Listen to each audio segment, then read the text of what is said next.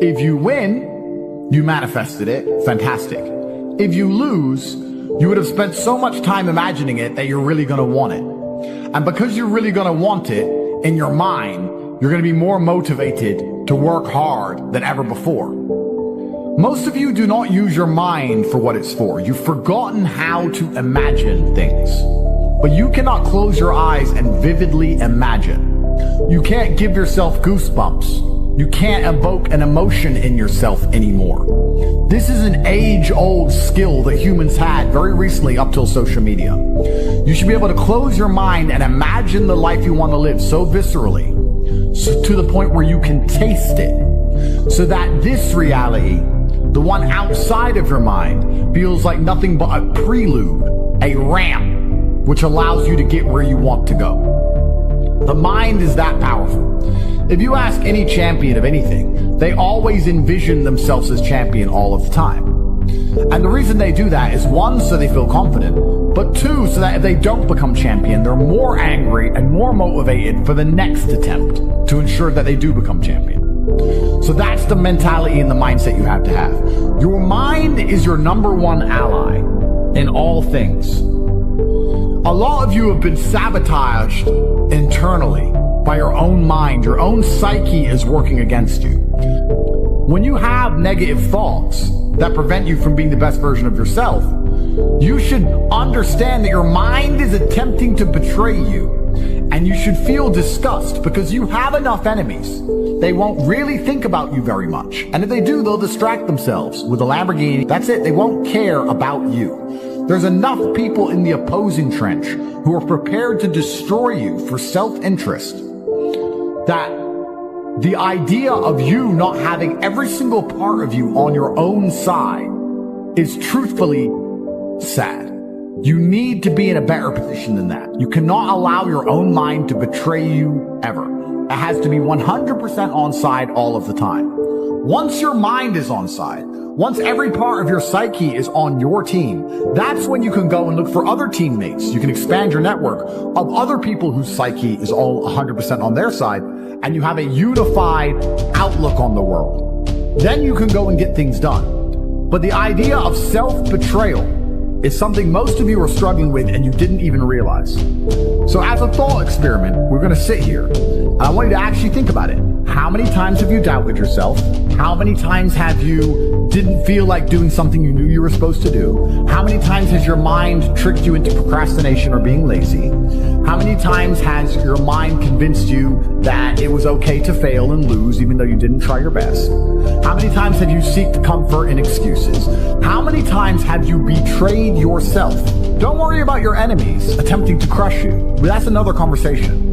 If you actually analyze most of your failures, you're going to see the majority of them come from self-sabotage. And once you're in a position like me where you never betray yourself, where your mind never lets you down, ever. My mind knew exactly what I had to do. I did not miss a single day's training. I did not lose my mind. I did not go mental. I did not have a breakdown. I acted exactly as I was supposed to act. I was fully professional in all things. I got as much work done as I could possibly do. I was extremely productive. I used the experience for what it was. My mind never betrayed me. If you listen and look back on most of your failures, you're going to see that it was your own mind that betrayed you. It wasn't your enemies that tricked you. It wasn't your enemies that outmaneuvered you or outsmarted you. Most of you are not yet at high enough echelon to even have enemies of caliber. You were simply self-betraying. And until you identify that pattern and get yourself in the habit of ensuring that is impossible, then you're always going to lose against people who fully believe in themselves. And the smarter you are, sometimes the harder it is to irrationally believe in yourself. But be very aware of the trouble that can come from a mind that's not 100% on your side. My mind is 100% on my side in all ways. If I have to do something difficult, even if my body can't do it, my mind believes I can do it all the time. And you'd be amazed how much of life, even in the physical realm, is mental. If you believe you can run a marathon, you can run a marathon. If you don't believe you can run a marathon, you can't run a marathon. Because a marathon is hard. And by believing in it, by truly believing you can do it, then you will your body to a different level than if you don't believe you can do it. It's the same with absolutely all things, including making money, including the gym, including dealing with mental struggle. Anxiety is self-betrayal. Panic is self-betrayal. Procrastination is self-betrayal. Laziness is self-betrayal. Lacking motivation is self-betrayal. All of these things are self-betrayal. Most of you, your largest enemy on the planet today is yourself. You are the one who is destroying your own prospects because you don't have your own mind under control. And one of the things that's crazy about the world is your mind is one of the few things you can control. You can't control very much else. You can only control your mind. It's the only thing you have control over. So if you don't control it absolutely, you're going through life with no control over anything. You don't control your own mind, which means by extension, you do not control your life, you do not control your woman, you do not control the weather, you don't control nothing. You're just an empty vessel going through life with zero control over anything. You can control, once your mind's in check, your reaction and attitude to things. When you're in the trenches, there's people who give up, there's people who quit, there's people who sow FUD, there's people who feel sorry for themselves, there's people who want an easy way out, and there's other people who say, listen, this is a test, and the only way we're going to get this done is to be irrationally positive all of the time. Well, what can I do about the price of Bitcoin? Perhaps nothing, but the universe may reward you karmically if you at least try to do something positive. Go for a walk, go for a run, burn some calories. Why don't you go down to the nearest grocery store and buy the old lady's groceries? How about that? You're unhappy that Bitcoin's gone down. Fine. What I recommend you do, although you may not understand this because you don't see them as linked, but karmically, all things are linked inside of this universe. Go down to the local grocery store and buy some groceries for an old lady. That's what you should do to fix the Bitcoin price. Now, will that genuinely affect the Bitcoin price? I don't know. It's amazing how this world works. Perhaps in some strange version of events, that slight delay in her thanking you and her getting in the car ends up leading to an increase in the Bitcoin price. But even if it doesn't, perhaps you'll learn something about not being so attached to money. Perhaps you'll feel grateful and understand you have a lot more spare money than you thought in the first place. Perhaps your attitude to the world will change, which will allow you to be more open-minded so that you can approach opportunities in a different way so that you make more money later on. Karmically, it's impossible for us to tangibly link how that positive action will lead into something else positive in your life later on. We just have to have faith that it will, because it will. So when I said this to this guy, he's like, LOL. That's his reply. He replied LOL when I said he should go buy groceries for somebody. And he doesn't understand the world. And I thought, well, why don't I go speak to thousands of people and talk positive then? Not to save him, but just to put my money where my mouth is, just to prove that you can just do something good. And if you just do something good, it is better than doing nothing. Rain dances work. If you need it to rain, you shouldn't sit and pray. You shouldn't sit and hope. You shouldn't sit and complain that it's not raining. You shouldn't sit and wait. You should rain dance. Does a rain dance make clouds appear? No, but you should take action. Perhaps your rain dance, although it will not make clouds appear, will be viewed by a tribe high on the mountain far away. And they'll look down seeing you rain dance and realize that you need water. And then maybe Providence and luck will have this tribesman appear with big barrels of water saying, we think you might need water and we have some spare. If you didn't rain dance, they wouldn't know. They'd just see you sitting around being a mopey dipshit, crying his eyes out. That's why it's so important to take action in all things. Action solves all. Raw action is the answer. Raw action solves all. It is a mindset. So this dipshit complaining about this crypto price, he's not prepared to rain dance. He's not prepared to help a granny with her groceries. He's not prepared to do anything. God does not reward men that way. God rewards men who attack the world. You have to go and get things. You have to show that you deserve them. We go and happen to the world. The world doesn't happen to us. What did we say earlier about if you try your absolute best, you can always find the W even in the L? I tried my absolute best, so I win. Raw action solves all. If you had that kind of attitude, you wouldn't be looking at a crypto price and sitting there praying and hoping like a dork. You'd be doing something about it. Oh, I need your help. Do you? I don't even see you trying. And that's how God views things. That's how, in fact, most wealthy people view things. I haven't seen you do anything that warrants me giving you a second of my help. People feel like rich people are horrible because we don't help the normies. Even if you try and help normies, most of them are beyond help because they are self-sabotaging and lazy. But I want to see that you give a shit. I only want to give money to people who know how to rain dance. I only want to give money to people who sit and believe that the rain dance is the answer. I like rain dancers. I like people who sit and say, I don't know what to do, so I'm going to do something. I don't know what to do, so I'm going to just do something positive. I don't know how to make Bitcoin go up. I'm going to buy an old lady groceries. I don't know what to do, but inaction in and of itself is an action. And men of honor do not allow the universe to decide for them. They decide their fate. And you decide your fate with hard work and vigor in all things. In fact, I would argue that a lot of you probably heard about Bitcoin in 2007 or 2009 or 2011, whenever. But you were so uninterested in doing your due diligence, so uninterested in being proactive, that you just ignored it. You probably don't even remember being told about it because you didn't give a shit. Yeah.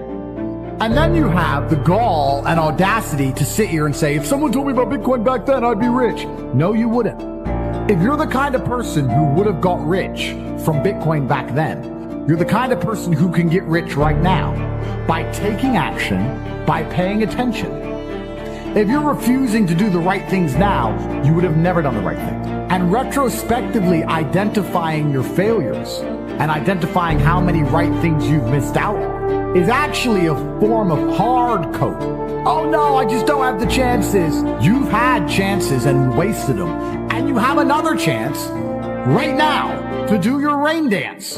You have a chance. You're sitting here right now during a chance. You have a chance from God because you're breathing. You have a chance right now to get things done. Now you can retrospectively look back on this period of time and go, oh yeah, I was young and energetic, but I wasted it. But if someone had just told me to try hard at this, I would have been. I'm telling you right now, I'm telling you about Bitcoin in 2009, but you're not going to do anything. It's almost impressive how difficult it is to make the average person move. The average person is a statue. It's very hard to inspire people to take initiative to save themselves. It's incredible. Why? When they know that it's going to work. Some people are just born to lose. These are people who are betrayed by their own mind and can't be influenced even from the external because their own mind betrays them. There's a devil on their shoulder constantly holding them back. When you watch old kung fu movies and you see a master and he has chi, I totally understand the danger of a man with endless chi, endless internal power that he can convert into anything he wants it to be, whether it be mental fortitude at the time, physical fortitude, whether you're going to exert it as an attack. Chi is a super real thing, and it's self-generated. It is a decision. I want you to understand how my mind works. My core principle is endless work, endless attack. That is how you win in the end. You never give up and you endlessly persevere. It's hard to destroy the man who endlessly perseveres. Perseverance is the key. It is very easy to accept an L when you've tried your best. It's easy. The reason I don't like that saying, well, as long as you tried your best, is because most people don't try their best. If you do try your best, it's very rare you fail. In fact, it's nearly impossible. People say it's okay to lose if you tried your best. The secret to the universe is if you try your best, you hardly ever lose. It takes some freak accident or the will of God to ensure that you don't pull it off if you actually try your best. And on the few scenarios that's happened in my life, I'm happy to take the L because I can say I couldn't have tried any harder. I've done my absolute best. I know I did my best. I can't try any harder. God knows more than me, and he decided that things have to be slightly different right now. That's fine. It's easy to take the L if you try your best. So if you try your best, you never feel the bitter sting of regret. You never feel the dark rankness. You never taste failure. It's never in your mouth. It's never lucid. It's never tangible. Because you approached the scenario with absolute vigor. And truthfully, effort is a muscle, like everything else. The more you exercise it, the better it becomes. So even if you try for 100% for something and fail, you've exercised your effort muscle, which means you haven't failed because you've learned something and become better at giving effort to things. You've become better at being concentrated on a task. So it's nearly impossible to fail in these scenarios. A lot of sayings are overused, never a failure, always a lesson. And that's what's annoying about it, because it's true, but it's rarely applicable. You guys will say it's never a failure, it's always a lesson, when you didn't even try. That's wrong. That's a failure. But if you absolutely try your best, then it is a lesson, and there are benefits, right? It's like going for a PB in the gym. You may not get the PB, but your muscles get stronger because you tried so hard. That's how every single task should be approached. I'm trying to lift as much as possible.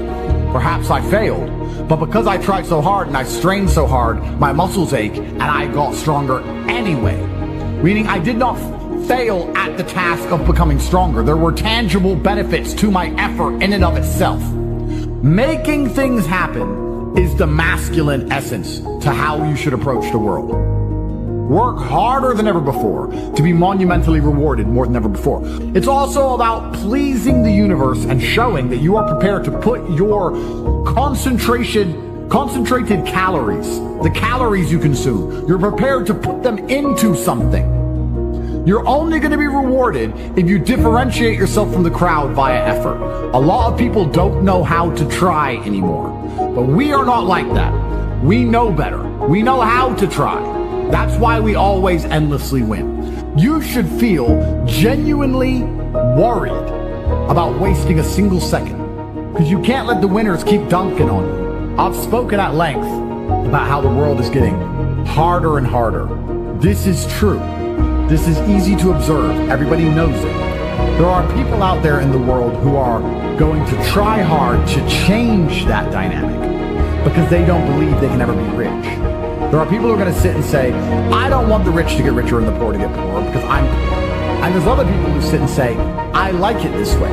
I like this challenge. I like that the game is rigged. Because now if I get rich, I get richer. That's how rich people think. Winners think, I have no problem with the rich getting richer and the poor getting poorer, and I'm going to be one of the rich ones.